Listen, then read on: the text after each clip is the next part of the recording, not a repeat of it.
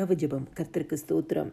சங்கீதம் 129. என் சிறுவதி தொடங்கி அநேகதரும் என்னை நெருக்கினார்கள். என் சிறுவயது தொடங்கி அநேகதரும் என்னை நெருக்கியும் என்னை மேற்கொள்ளாமல் போனார்கள். கர்த்தருடைய ஆசீர்வாதம் உங்களுக்கு உண்டாவதாக. கர்த்தர் கொடுத்த நல்ல வார்த்தைகளுக்காய் கர்த்தருக்கு நன்றி செலுத்துவோமாக. எங்களை நேசிக்கிற நல்ல இயேசுவே, இந்த நாளிலும் ஆண்டவரே, நீர் எங்களுக்கு செய்த எல்லா நன்மை, கிருபை, இரக்கம், தயவு, ஆசீர்வாதம், காருண்யக்காய் நன்றி செலுத்துகிறோம். உம்முடைய சமூகம் எங்கள் முன்பாக கடந்து போனதற்காய் நன்றி செலுத்துகிறோம். நீர் எங்கள் பிறகே காக்கிறவராய் இருந்தீரே, உமக்கு நன்றி செலுத்துகிறோம். கோணலான பாதைகளை செவ்வாய்ப்படுத்தினதற்காய் நன்றி செலுத்துகிறோம். எங்கள் வலப்பக்கத்தில் நிழலாய் இருந்தீரே, நன்றி செலுத்துகிறோம். உம்முடைய அன்பிற்காய் நன்றி செலுத்துகிறோம். இரக்கத்திற்காய் நன்றி செலுத்துகிறோம். காருண்யத்திற்காய் நன்றி செலுத்துகிறோம். தயவுக்காய் நன்றி செலுத்துகிறோம். அப்பா, அறிந்து மறியாமலே செய்த சகல பாவங்களும் இரத்தத்தினால கழுவி பரிசுத்தப்படுத்துங்கப்பா. அதிகாலை எழும்பி உம்மை பாடி மகிமைப்படுத்தி உடைய வேத வசனத்தை தியானிக்க எங்களுக்கு கிருபை கொடுங்கப்பா. காலைதோறும் உடைய கிருபைகள் புதியவைகளாக இருக்கிறதே, புதிய கிருபையினால் ஒவ்வொரு குடும்பங்களையும் ஆசீர்வதிங்கப்பா.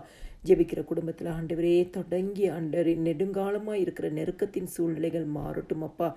ஆண்டவரே தேவனே, சத்ருவானவன் மேற்கொள்ளாதபடிக்கு எல்லா நெருக்கத்தின் பாதையை மாற்றி விசாலத்தின் பாதையில் நீங்கள் நடக்க வைங்கப்பா. ஒவ்வொரு குடும்பத்தையும் கர்த்தருடைய ஆசீர்வாதம் ஆண்டவரே ஜெபிக்கிற குடும்பங்கள் மேல் உண்டாவதாகப்பா. எல்லா துதியும் கனமும் மகிமையும் ஸ்தோத்திரமும் என் ஆண்டவராக இயேசு கிறிஸ்து ஒருவருக்கே செலுத்துகிறேன். ஆமேன்.